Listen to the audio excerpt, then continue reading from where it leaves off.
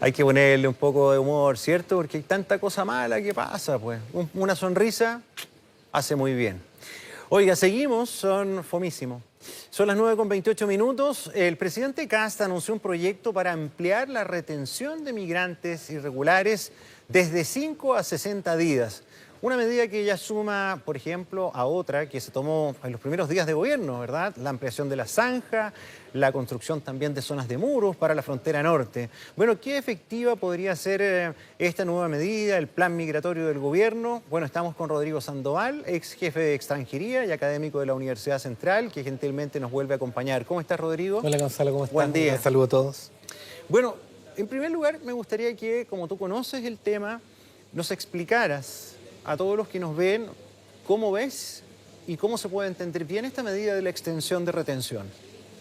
A ver, hay dos proyectos de ley que se anunciaron. Uno es precisamente este que habla de hacer una modificación constitucional que haría viable una ley que permite extender el tiempo de retención. Que actualmente llega a 5 días. Claro, y que ya se extendió. Esto ya fue objeto, ya fue producto, resulta ya de una reforma anterior, en la cual se extendió de 48 horas a 5 días. ¿Eso fue cuándo?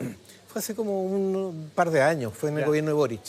Ahora, yo creo que ahí también hay un problema formal, una leguleyada si se quiere, pero tampoco es una reforma que quedó muy bien hecha porque hace referencia a un artículo en el cual se habla del plazo para poner a la persona delante del juez cuando ha sido detenida por una autoridad administrativa.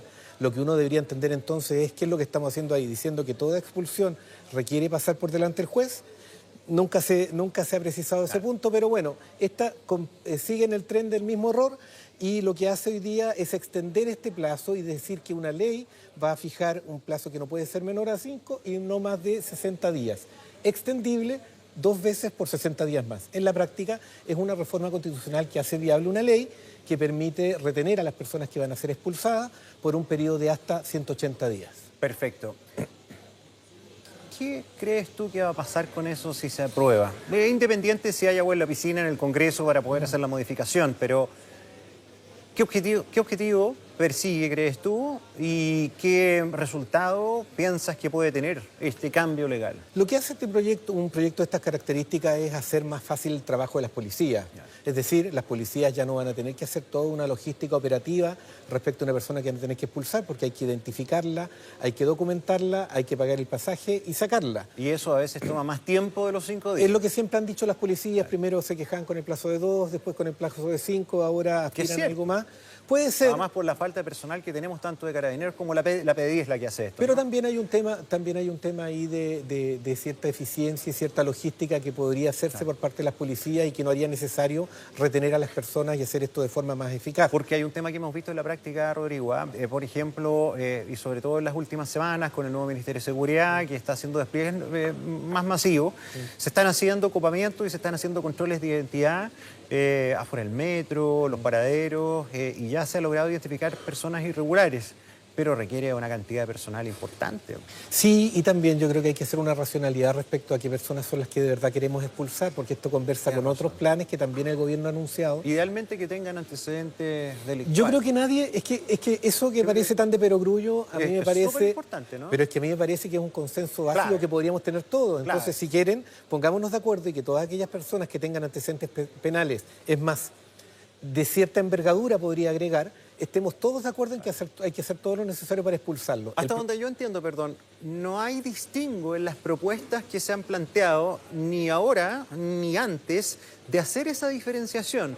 O sea, tú dices, hay un consenso, lo comparto, yo creo que es así, cualquier encuesta que haya al respecto lo va a consignar.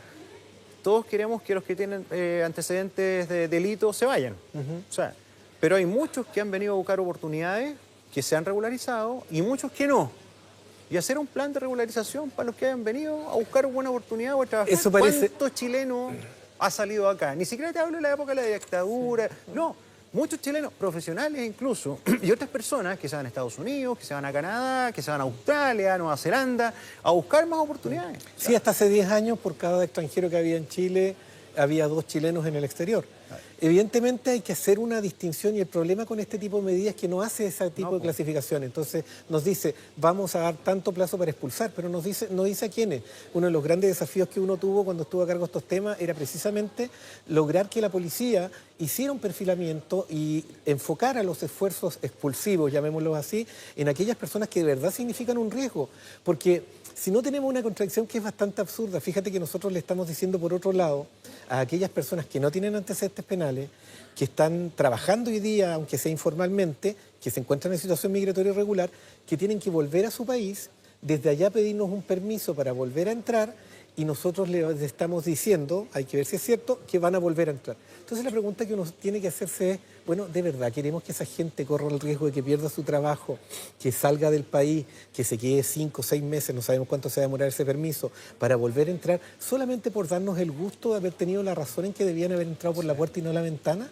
Eso en términos de recursos, en términos de logística, lo mismo que estamos hablando, el esfuerzo que tiene que hacer la policía para expulsar a ciertas personas, ¿de verdad lo vamos a diluir en un montón de personas que no significan ningún riesgo para expulsarlas?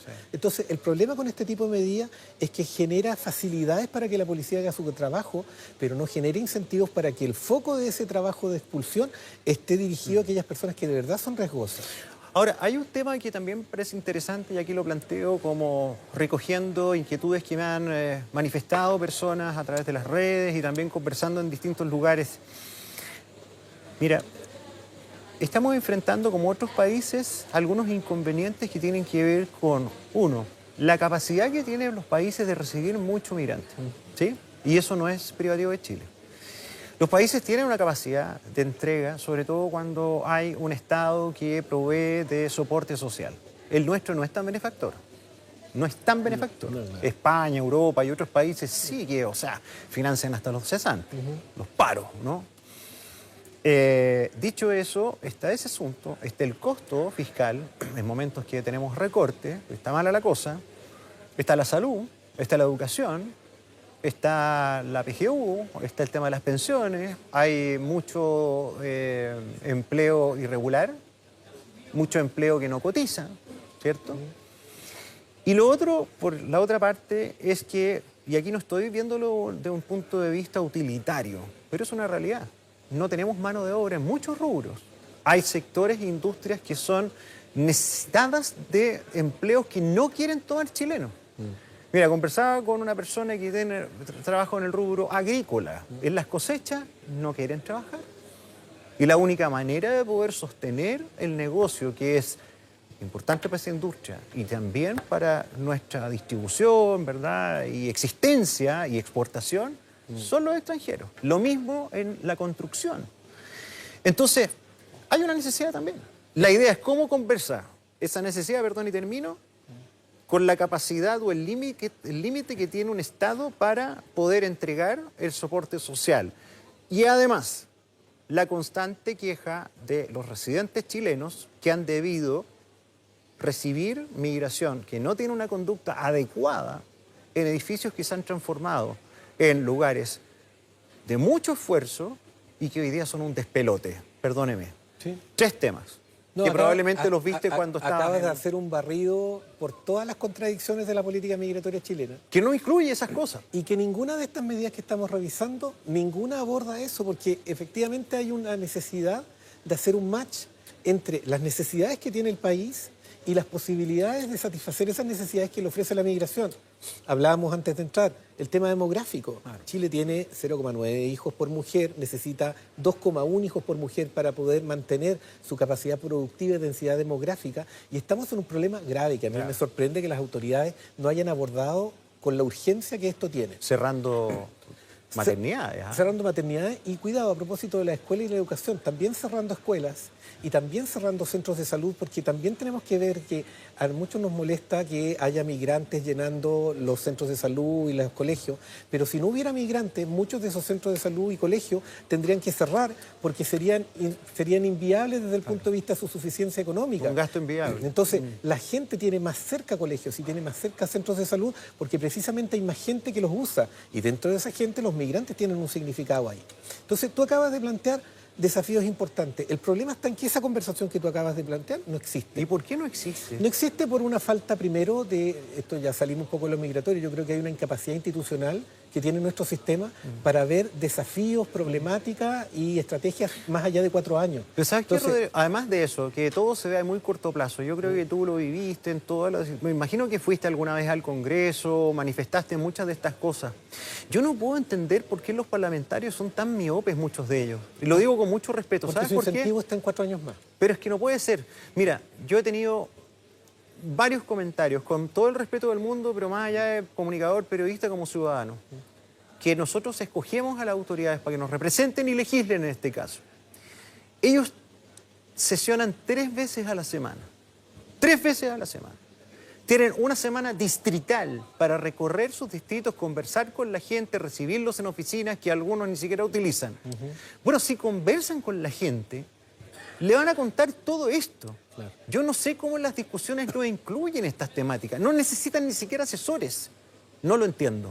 Yo tampoco. Yo creo que, vuelvo a lo mismo, yo creo que nuestro sistema de deliberación y nuestro sistema legislativo está frivolizado porque tiene una serie de etapas que tú bien has descrito, formales, en que tenemos comisiones, tenemos esto, que de verdad existen, de verdad hay debates, pero cuando uno observa la distancia entre lo que se debate en las comisiones y finalmente lo que termina resolviéndose en los proyectos de ley, hay una distancia importante. De hecho, una gran demostración de eso es que hoy día tú tienes autoridades que están en el gobierno a cargo de los temas migratorios y que están apuntando con el dedo a una legislación que ellos mismos aprobaron como diputados hace 3, 4 años más. Porque la amnesia. La impunidad parlamentaria, porque finalmente lo que nosotros tenemos es que no existe. Todo Chile tiene una memoria de 128 megas. Es verdad, es verdad. Y también lo tienen nuestros auditores, porque también son ellos los que escogen a los parlamentarios, y cuando escogen a un parlamentario no le cobran cuentas por lo que hizo o dejó de hacer en el anterior, o por la calidad y por la seriedad con la que está asumiendo su trabajo parlamentario. Entonces, lo que a mí me pasa es que cuando se apagan las cámaras, cuando aquí estamos en el pasillo, todos coincidimos en todo esto que estamos hablando nosotros, y los parlamentarios te dicen con un gran conocimiento que aquí lo que deberíamos hacer es regularizar a la gran mayoría de las personas que están acá, que es una pérdida de plata, una pérdida de recursos, una pérdida de tiempo y además una degradación de la autoridad del Estado, el mandar a toda esta gente a hacer como que las vamos a aceptar, porque todos sabemos que esa capacidad para procesar esos permisos no va a estar. Y además es muy impopular en este momento. Pero es que y además fíjate lo que significa para todos. Miren ustedes alrededor de su vida. Todos tenemos personas extranjeras en situación migratoria irregular que están desempeñando alguna función económica. ¿De verdad las vamos a esperar 6 meses hasta que vuelvan? Entonces va a interrumpir una actividad económica en la cual los migrantes en situación migratoria irregular ya son importantes, y la va a interrumpir solamente para darnos el gusto de decir que tuvimos la autoridad de sacarlos. Y además yo creo que yo desconfío mucho me llama mucho la atención. Yo no creo que de verdad lo que el gobierno esté buscando sea que sucedan las cosas que dice que suceda, sino más bien me parece que es como una forma de mantener en la palestra un debate migratorio que sabe que le conviene, porque la cuestión migratoria, creo que lo hablábamos aquí la otra vez, la cuestión migratoria es un botín político, y a mí me conviene no resolverlo, porque mientras no lo resuelva, tú estás allá y yo estoy acá, y por lo tanto todos los que están más conmigo que contigo van a apoyarme en ese debate dicotómico. Entonces, el gran problema que nosotros tenemos aquí, la migración no va a ser resolvible, no se va a resolver, la migración no se va a asumir en serio si nosotros la mantenemos en la lógica de gobierno. Mientras esto sea una estrategia de gobierno y no una política de Estado, va a haber un gobierno que dice A y va a haber una oposición que dice B. Ahora, mira, acá estamos hablando de política. Es política, pero me parece que es muy atingente ponerlo también en esa perspectiva. Claro. Muchas de las cosas que se están debatiendo son políticas. Sí. O sea, por ejemplo, hoy día se está discutiendo una reforma que en el papel también tiene un eje estructural en lo que es la economía, ¿cierto?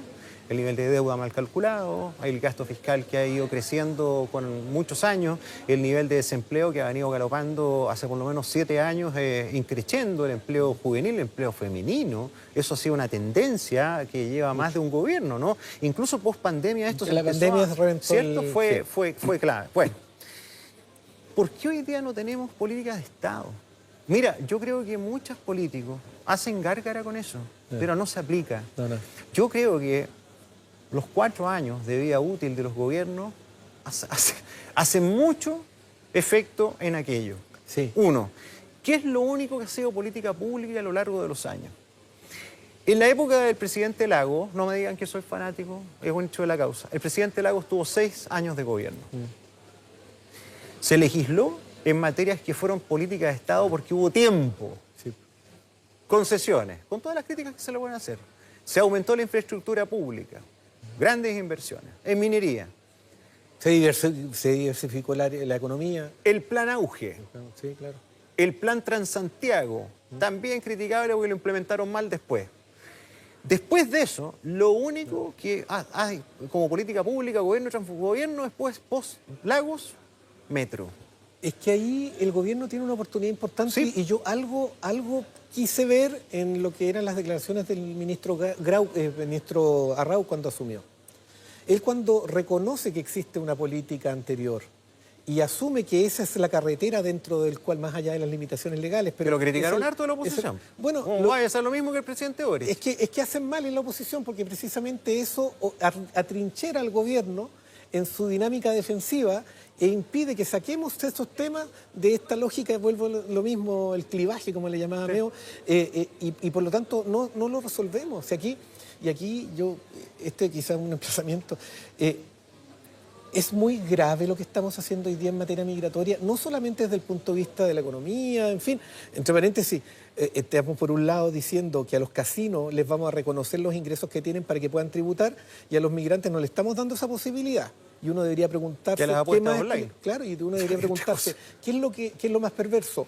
¿El casino, pervirtiendo a nuestros jóvenes y metiéndolo en esta dinámica perversa de la apuesta, del vicio, versus personas que vienen a trabajar y que solamente quieren transparentarse frente al Estado? Pero dicho eso, nosotros tenemos todo un espacio para que el Estado nos invite a participar en esto y lo saquemos de la dinámica del y tú más. Yo creo que aquí hay espacio para muchos consensos. Primero, el delincuente hay que echarlo. Segundo, a las personas que están trabajando y haciendo un bien aquí hay que darles regularidad. Solamente con esos dos consensos nosotros ya tenemos una posibilidad de formalizar la migración y de ahí en adelante tomar políticas más de largo plazo, porque en materia, lo que yo decía, en materia de marginalidad, lo que estamos haciendo hoy día con la migración es solamente apostar a tener una gran marginalidad en el futuro, porque esas personas no se van a ir y lo que estamos haciendo nosotros es sacarlas del sistema educativo, sacarlas del sistema sanitario, sacarlas de la convivencia social, para que solamente tengamos un sector que sigue estando aquí en el territorio, pero va a tener un grado de resentimiento y desapego a lo que es la sociedad chilena, del cual nos vamos a arrepentir. Y dos cosas más. Uno, no ingresan muchos de ellos al sistema previsional. Claro. Dos, trabajos irregulares. Tres, muchos dicen, pagan poco en Chile. Sí, pues. Pero si tenemos a gente irregular que le pagan 200 lucas, el día del carajo, los chilenos van a poder acceder también a mejores remuneraciones porque hay un desincentivo a la baja. Absolutamente. Y generalmente se dice contra eso que justamente porque hay extranjeros en Chile es que los sueldos no suben porque la gente tendría... Pero eso produce lo que se llama una especie de inflación remuneracional. Es cierto que a los sectores más bajos podríamos pagarle más en términos de calificación.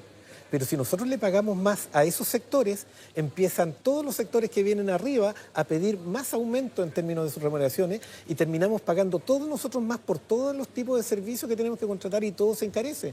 Entonces, no es tan simple esto, es decir, la migración calificada y no calificada tiene un impacto importante en nuestra economía. Mucho de lo que nosotros vemos cuando abrimos el refrigerador se mantiene en sus precios gracias a la migración, incluso la migración irregular.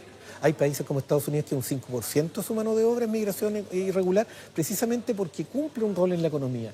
El ejercicio que debería hacer Chile es el ejercicio de reconocer esa realidad, distinguir entre la migración que es virtuosa y la que no lo es, para poder incorporar al sistema a la migración virtuosa y focalizar los esfuerzos de control policial y control de fiscalización en aquella migración que es peligrosa. Estoy hablando de la delincuencia. Bien, Rodrigo, muchas gracias por estar con nosotros como siempre. Gracias por venir. Buenos días. Gracias.